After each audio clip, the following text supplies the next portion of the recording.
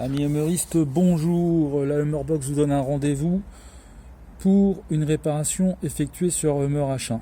Donc, explication.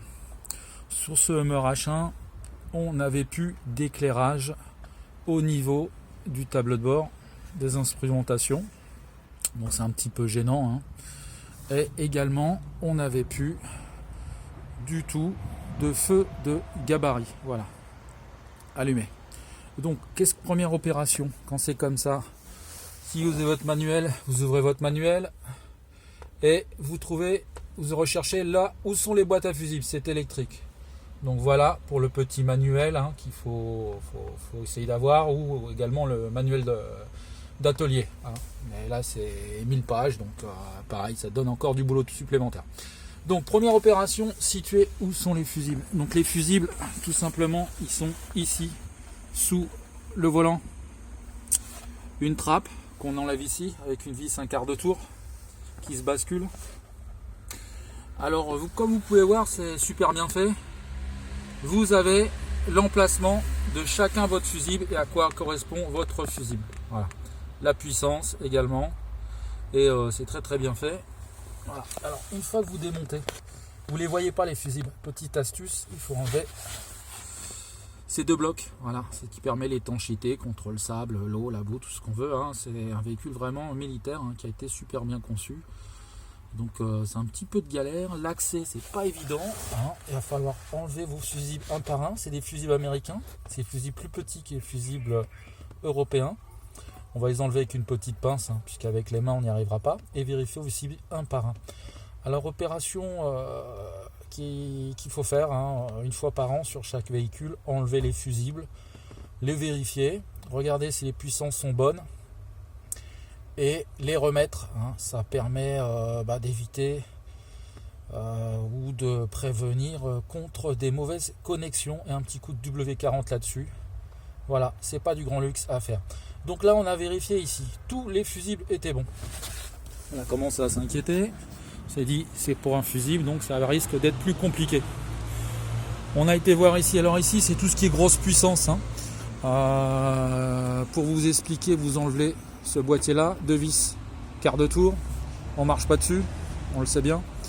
Là derrière ça, pareil, vous avez un boîtier. Derrière ce boîtier, si vous avez de la chance, vous avez l'autocollant qui vous dit qui est quoi.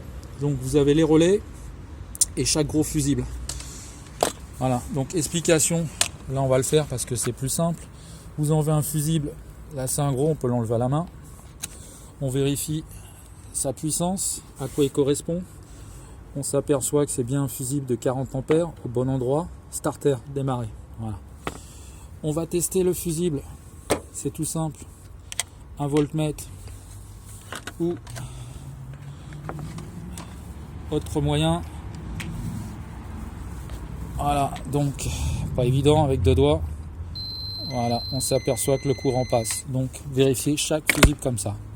Et pour une petite heure, en prenant ce temps, remettant bien les fusibles, nettoyer, un petit coup de W40. Malheureusement, la panne ne venait pas des fusibles. Alors quand c'est comme ça, on va voir la commande. Donc on a démonté la commande, on va rechercher la lumière afin de mieux y voir pour notre reportage.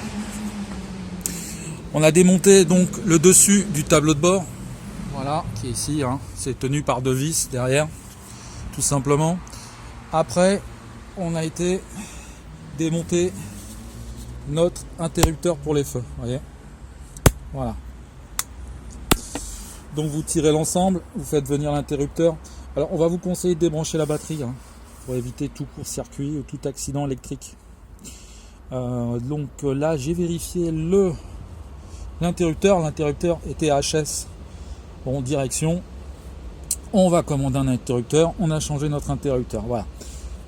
Donc petite panne, mais voilà, rouler sans lumière de gabarit, rouler sans lumière à l'intérieur, pas top du tout. Donc là, ce Hummer H1 est réparé, il est bon pour retourner sur la route. Alors, pour tout renseignement, n'hésitez pas à consulter notre forum, la partie technique réservée aux adhérents. Devenez adhérent du club Hummerbox et vous aurez plein d'infos pratiques, plein d'astuces plein déjà de pannes répertoriées, d'avaries sur chaque Hummer, le H1, le H2, le H3, le Humvee. On vous donne rendez-vous pour un prochain épisode.